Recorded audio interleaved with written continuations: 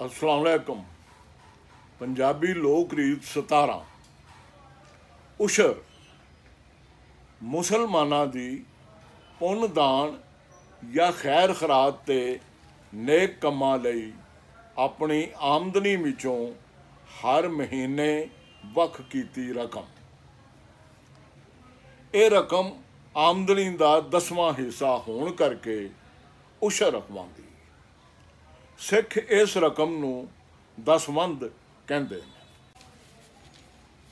औड़ पौड़ किसी रोग नूं दूर करन लई झाड़ फूक या टूणा टप्पा करना। लोक विचार मुजब रोग देवी देवतियां दी नाराज़गी ते बदरूआं दे खोर पारों लगदे ने। इसलिए सियाणियां कोल जाके झाड़ फूक या कोई होर औड़ पौड़ करवाउण नाल भी रोग दूर हो सकते हैं।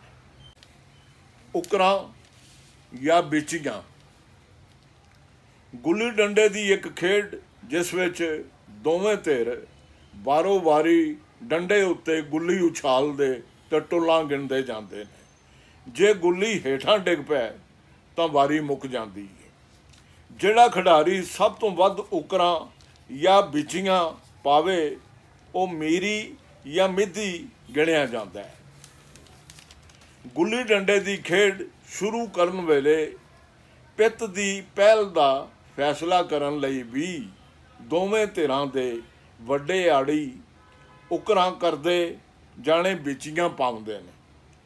जिस धिर दे आड़ी दियां उकरां वधेरे होण वो धिर खेड छुंदी है, जानी चालू करती।